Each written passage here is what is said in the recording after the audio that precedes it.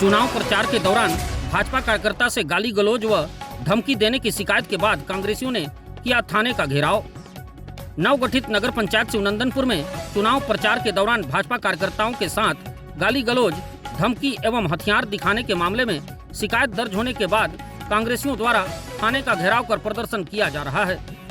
आपको बता दें कि 23 मई की रात करीब 8:30 बजे भाजपा कार्यकर्ता मित्तल पांडे, मुकेश साहू उर्फ छोटू, कृष्ण कुमार गोयल, दीपेंद्र सिंह, प्रदीप गुप्ता, प्रदीप सोनी सहित अन्य कार्यकर्ता वार्ड क्रमांक 11 में चुनाव प्रचार कर वापस लौट रहे थे।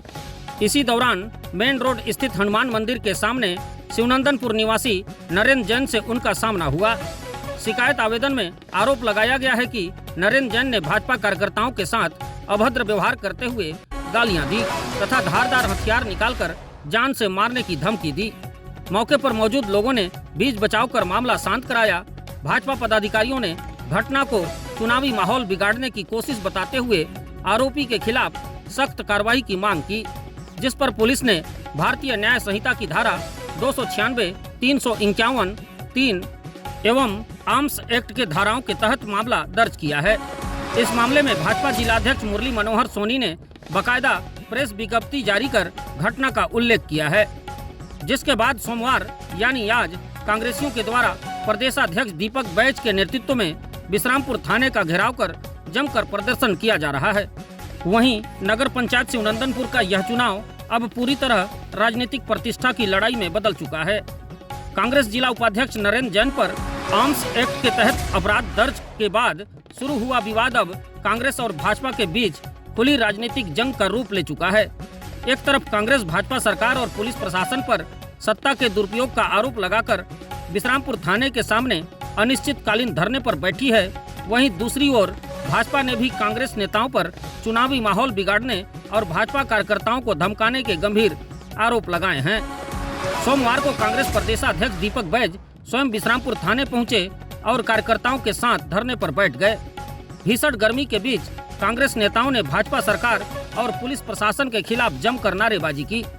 कांग्रेस ने आरोप लगाया है कि शिवनंदनपुर चुनाव में भाजपा संभावित हार से घबराकर प्रशासनिक दबाव बना रही है तथा चुनाव प्रचार में सक्रिय कांग्रेस नेताओं को झूठे मामलों में फंसाया जा रहा है। प्रदेशाध्यक्ष दीपक बैज ने कहा कि नरेंद्र जैन पर दर्ज आर्म्स एक्ट का मामला पूरी तरह राजनीतिक दबाव में दर्ज कराया गया है। उन्होंने आरोप लगाया है कि भाजपा शासन और प्रशासन के सहारे चुनाव जीतना चाहती है। उन्होंने आगे कहा कि कांग्रेस इस पूरे मामले की शिकायत चुनाव आयोग से करेगी और निष्पक्ष कार्रवाई नहीं होने पर आंदोलन और उग्र होगा।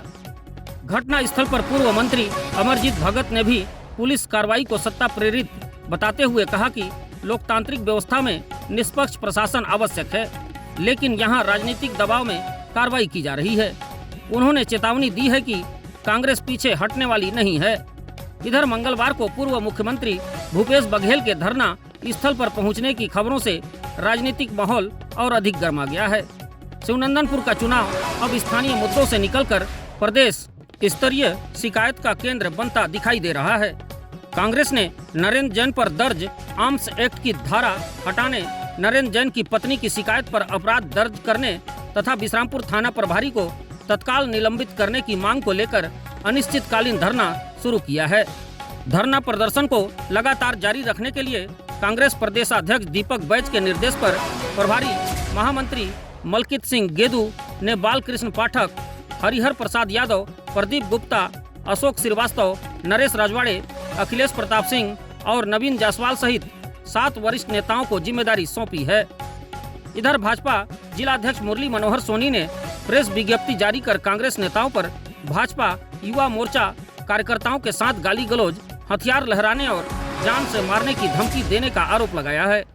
उन्होंने कहा कि भाजपा कार्यकर्ताओं को चुनाव प्रचार से रोकने और चुनावी प्रक्रिया में बाधा उत्पन्न करने का प्रयास किया गया, जिसके बाद विश्रामपुर थाने में अपराध दर्ज कराया गया है। भाजपा जिलाध्यक्ष ने कहा कि शिवनंदनपुर में पहली बार हो रहे नगरीय निकाय चुनाव को लेकर जनता और व्यापारी वर्ग उत्साहित है तथा भाजपा के पक्ष में माहौल बनता देख कांग्रेस बौखला गई है। उन्होंने कांग्रेस नेताओं पर अनर्गल आरोप लगाने और चुनावी वातावरण बिगाड़ने का आरोप लगाते हुए कहा कि स्वस्थ लोकतांत्रिक प्रक्रिया में बाधा डालना गलत है।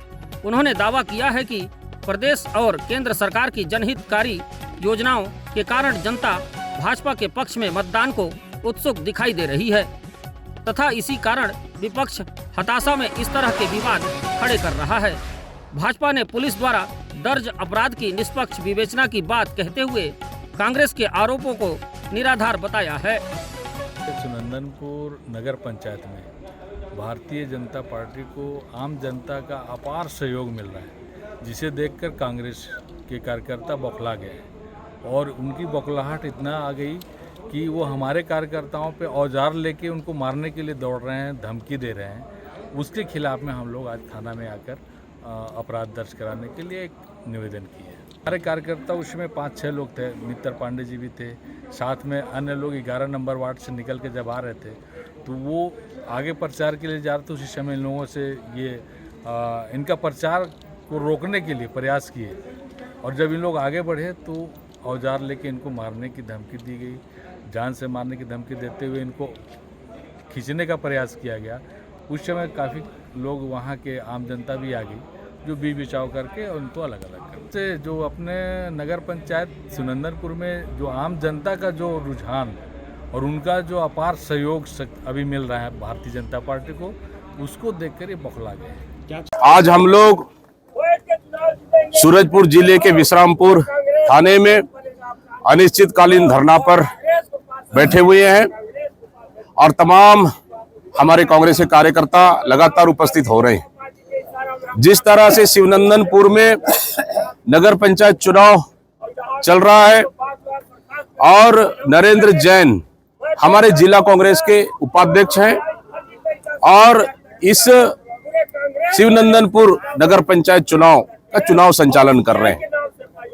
मामूली बातचीत, मामूली विवाद जो भारतीय जनता पार्टी के नेता नरेंद्र जैन के घर में जाकर उनसे बहस करते हैं, विवाद करते हैं।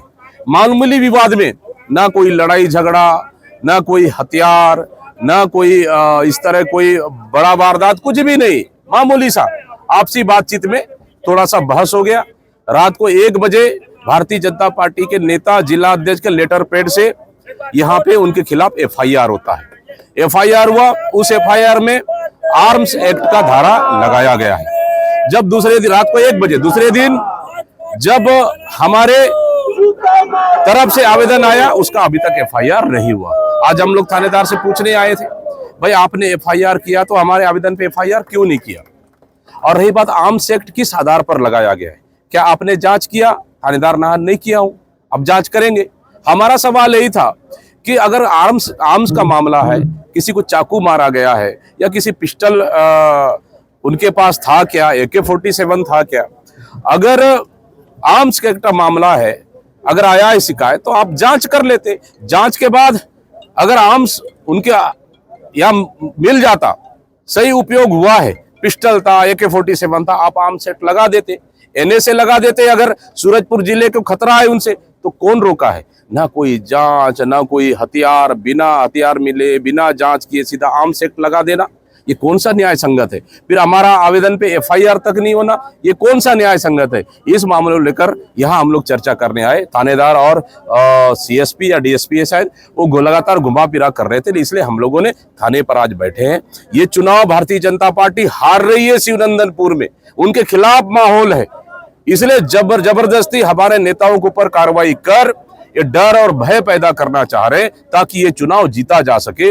लेकिन ये थानेदार, यहाँ के थानेदार एक भारतीय जनता पार्टी के एजेंट की तरह काम कर रहे हैं, ये बर्दाश्त नहीं करेंगे। इसलिए हम लोगों ने 3 मांगों को लेकर आज इस थाना के अपना विश्रामपुर थाने के सामने हम लोगों ने धरना दिया है। नंबर 1 कि आर्म्स एक्ट का धारा को हटाओ, दूसरा हमारे आवेदन में भी FIR करो, तीसरा जो संबंधित इस थाने का TI है जो गलत तरीके से FIR किया है उसको तत्काल निलंबित किया जाए, यहाँ से हटाया जाए। ये 3 मांगों को लेकर हम लोगों ने यहाँ पे अनिश्चितकालीन धरना शुरू किया है और साथ ही कहा है हम चुनाव तो लड़ेंगे नगर पंचायत का, यही थाने में, इसी थाने में कार्यालय बना के, थाने के सामने कार्यालय बनाकर हम चुनाव लड़ेंगे और नगर पंचायत हम शिवनंदनपुर जीतेंगे।